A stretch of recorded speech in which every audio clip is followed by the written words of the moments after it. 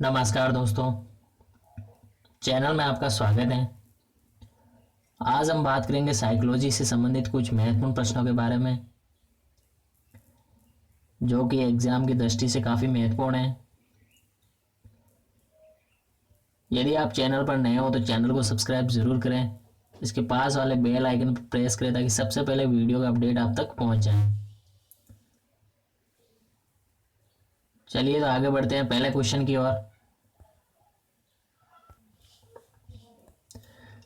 पहला क्वेश्चन है, अध्ययन की दृष्टि से मनोविज्ञान को कितने क्षेत्रों में बांटा जा सकता है? तो अध्ययन की दृष्टि से मनोविज्ञान को 3 क्षेत्रों में बांटा जा सकता है। मनोविज्ञान को सामान्यतः 3 क्षेत्रों में बांटा गया है: सामान्य, विशेष और व्यवसायीकरण। नेक्स्ट क्वेश्चन है, शिक्षा मनोविज्ञान मनोविज्ञान के किस क्षेत्र में संबंधित है? शिक्षा मनोविज्ञान मनोविज्ञान के किस क्षेत्र से संबंधित है? सामान्य, विशेष, व्यवसायीकरण या सभी से? तो इसमें ऑप्शन 3 व्यवसायीकरण राइट हो जाएगा। शिक्षा मनोविज्ञान मनोविज्ञान के व्यवसायीकरण क्षेत्र से संबंधित है।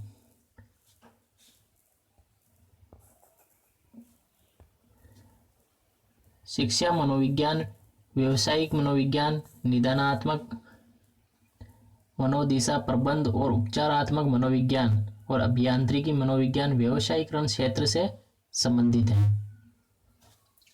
नेक्स्ट क्वेश्चन है, शिक्षा व्यवहार का परिमार्जन है तो मनोविज्ञान क्या है? शिक्षा व्यवहार का परिमार्जन है तो मनोविज्ञान व्यवहार का अध्ययन है। इसमें ऑप्शन 4 राइट हो जाएगा। नेक्स्ट क्वेश्चन है, मनोविज्ञान व्यवहार का अध्ययन है तो शिक्षा मनोविज्ञान क्या है? मनोविज्ञान व्यवहार का अध्ययन है तो शिक्षा मनोविज्ञान शैक्षिक परिस्थिति में व्यवहार के परिमार्जन के लिए व्यवहार का अध्ययन है।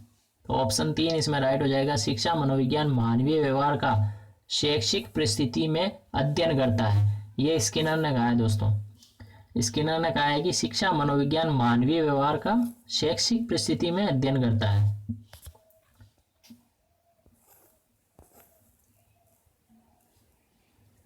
नेक्स्ट क्वेश्चन है, किसी भी विद्यालय की शिक्षा पद्धति की वास्तविक गत्यात्मक शक्ति नियत होती है। तो किसी भी विद्यालय की शिक्षा पद्धति की वास्तविक गत्यात्मक शक्ति शिक्षक में निहित होती है। तो ऑप्शन 4 इसमें राइट हो जाएगा। शिक्षा पद्धति की कुशलता शिक्षकों पर निर्भर होती है, अतः वास्तविक गत्यात्मक शक्ति शिक्षक है।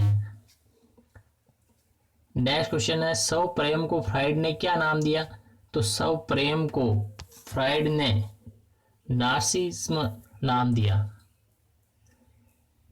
तो यह भी काफी इंपॉर्टेंट क्वेश्चन है दोस्तों। स्व प्रेम को फ्राइड ने नार्सिसिज्म नाम दिया। नेक्स्ट क्वेश्चन है, बालक के मानसिक विकास पर सर्वाधिक प्रभाव पड़ता है। बालक के मानसिक विकास पर सर्वाधिक प्रभाव वंशानुक्रम का पड़ता है। जो मानसिक विकास है उसका उस पर सर्वाधिक प्रभाव वंशानुक्रम का पड़ता है। नेक्स्ट, गेट्स ने कहा है कि किसी बालक का उससे अधिक मानसिक विकास नहीं हो सकता जितना वंशानुक्रम संभव बनाता है। नेक्स्ट क्वेश्चन है, जीन पियाजे के अनुसार किस अवस्था में बालक में नैतिक विकास बड़ों के दबाव से होता है? जीन पियाजे के अनुसार किस अवस्था में बालक में नैतिक विकास बड़ों के दबाव से होता है? तो ऑप्शन 3 विषम जातीय अधिकार अवस्था, हेट्रोनॉमी ऑथोरिटी, इस अवस्था के अनुसार नैतिक विकास बड़ों के दबाव से होता है। जीन पियाजे ने बताया है दोस्तों।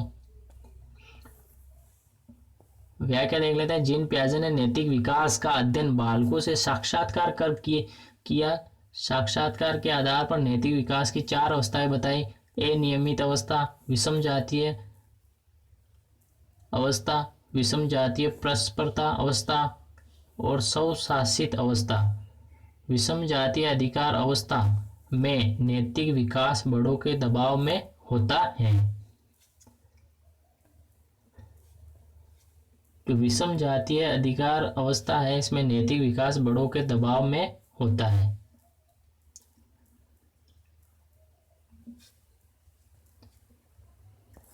नेक्स्ट क्वेश्चन है, माता पिता की शारीरिक व मानसिक विशेषताओं का संतानों में संक्रमित होना ही वंशानुक्रम है।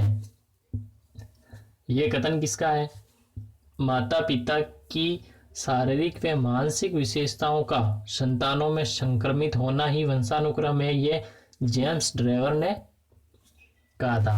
एक ही माता पिता की संतानों सकल सूरत में अलग अलग होते हुए भी उनकी आंखों, नाक या चेहरे पर उसके पूर्वजों की छाप दिखाई देती है। ये क्या है? वंशानुक्रम है। नेक्स्ट क्वेश्चन, बालक सामान्य रूप से प्रसन्न रहता है। बालक सामान्य रूप से प्रसन्न रहता है और दूसरों के प्रति उनका द्वेष अस्थायी होता है। बालक सामान्य रूप से प्रसन्न रहता है और दूसरों के प्रति उनका द्वेष अस्थायी होता है। उक्त कथन एलिस क्रो ने दिया था। तो ऑप्शन 2 राइट हो जाएगा। नेक्स्ट क्वेश्चन है, एक भूखा कुत्ता अपने मालिक की विशिष्ट ध्वनि को सुनकर दौड़ना सीख जाता है। यहाँ कुत्ते का दौड़ना यांत्रिक नहीं है वरन किसी ज्ञान पर आधारित है। तो दोस्तों ये भी काफी इंपॉर्टेंट क्वेश्चन है। टोलमैन ने अधिगम के संबंध में किस पर प्रयोग किया? जो टोलमैन थे उन्होंने अधिगम के संबंध में चूहों और बंदरों पर प्रयोग किया। तो 4 ऑप्शन सही हो जाएगा, ए और बी दोनों।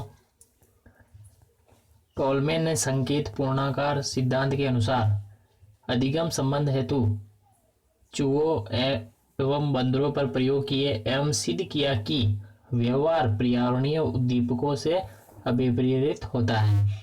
यानी कि जो पर्यावरणीय उद्दीपकों से व्यवहार जो है वो अभिप्रेरित होता है। इसलिए इससे एक क्वेश्चन और बन सकता है, टोलमैन ने कौन सा सिद्धांत दिया? तो टोलमैन ने संकेत पूर्णाकार का सिद्धांत दिया और उन्होंने चूहों व बंदरों पर प्रयोग किया और ये सिद्ध किया कि व्यवहार पर्यावरणीय उद्दीपकों से अभिप्रेरित होता है। नेक्स्ट क्वेश्चन है, रॉबर्ट गेने ने अधिगम के कितने सोपान बताए? तो रॉबर्ट गेने ने अधिगम के 8 सोपान बताए। वो 8 सोपान कौन कौन से थे ये देख लेते हैं कि रॉबर्ट गेने ने अधिगम के 8 सोपान कौन से बताए। तो व्याख्या देख लेते हैं कि रॉबर्ट गेने ने अधिगम के सोपान बताए। उसमें पहला है संकेत अधिगम, दूसरा उद्दीपन अनुक्रिया अधिगम, तीसरा है श्रृंखला अधिगम, चौथा है शाब्दिक अधिगम, पांचवा है बहुभेदीय अधिगम, छठा है प्रत्यय अधिगम और सातवां है अधिनियम अधिगम और आठवां समस्या समाधान अधिगम है। तो ये जो अधिगम है इनको भी ध्यान रखना है आपको। इससे एक क्वेश्चन ये भी बन सकता है कि रॉबर्ट गेने ने अधिगम के सोपानों में से कौन सा इनमें से सही नहीं है, तो पूछ सकता है आपसे।